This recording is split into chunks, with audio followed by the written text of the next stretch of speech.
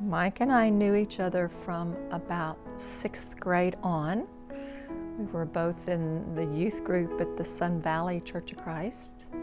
So we were like just great buddies for years. All through high school, it was common knowledge that he had a crush on me, but I had another boyfriend all those times, but everybody knew it. And so we went off to college, and I went a year ahead of him, and then he followed a year later.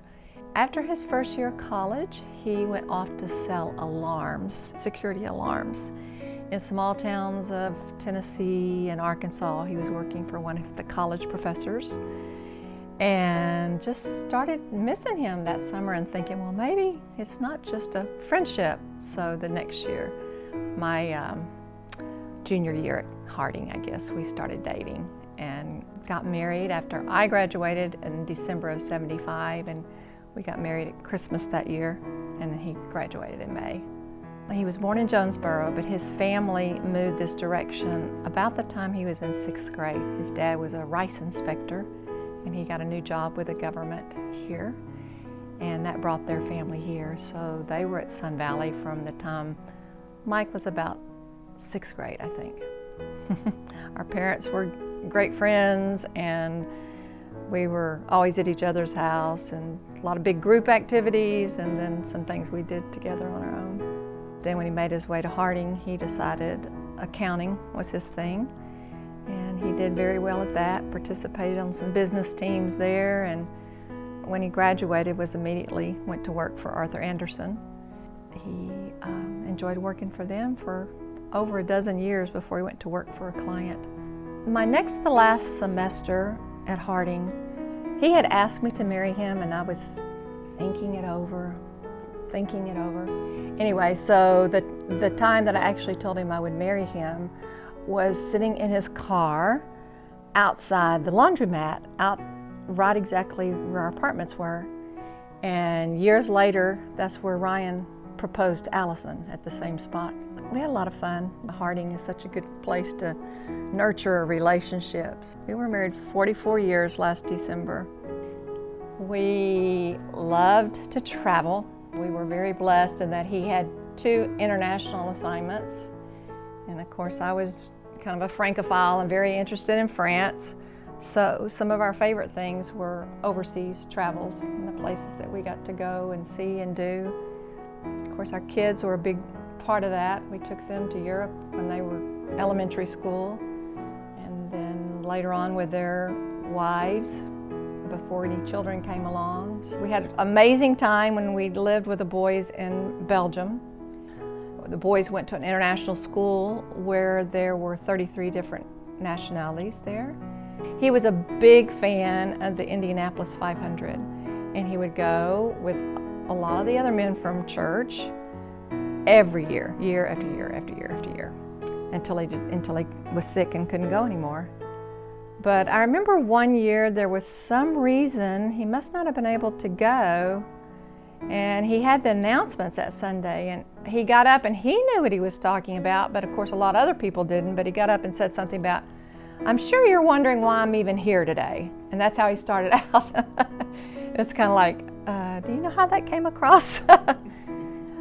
He loved to play golf, loved to work here at the church. He, of course, loved his grandkids. Anything we could do with the kids or grandkids was what he wanted to do on the weekends.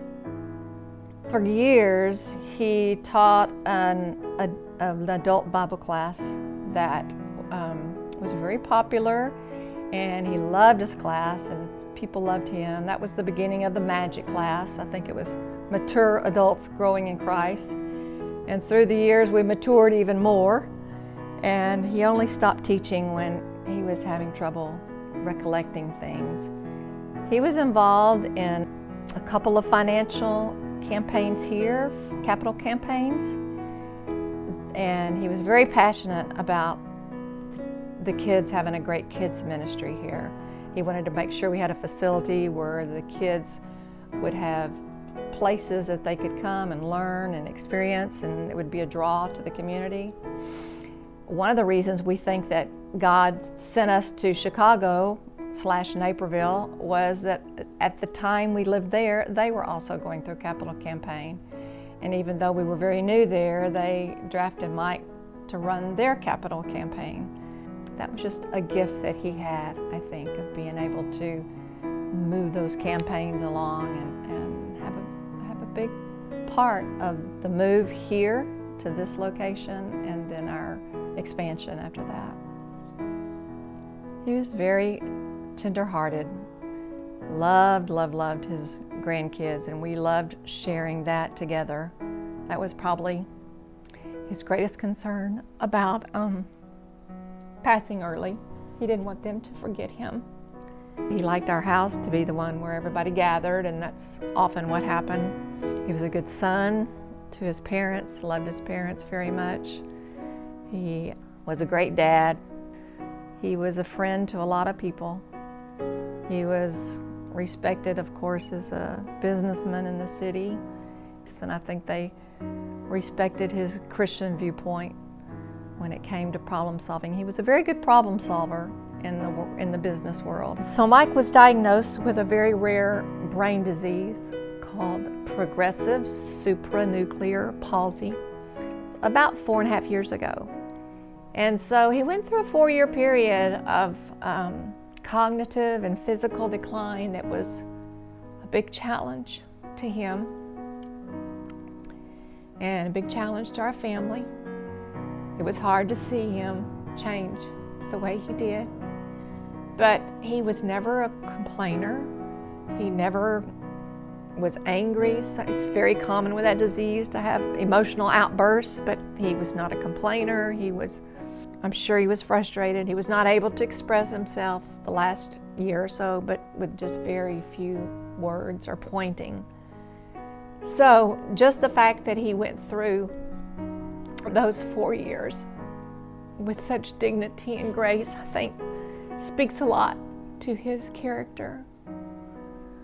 I don't know that many people could have done it as well as he did. People knew him for his handshake those last few years, and people would often take off their rings or turn their rings around because they knew when they shook Mike Kirksey's hand, they were going to get a very firm handshake. And like he was trying to let you know how much he cared for you. The last year, you might have even seen him when he would take the ladies' hands, he might start kissing them, and that became more and more common. It was a sweet thing to watch. One of the great things that's happened in the last year is all the stories that people have shared with me about sometimes things I didn't even know that he had done for them through the years, and how they treasure him for that. I miss communicating. I lost him little by little the last 4 years, and I miss just having him there, beside me to talk to. He was a very different sort of person the last 4 years because we lost that ability to verbally communicate. So we began communicating in other ways. That's what I miss the most, is my partner to talk to.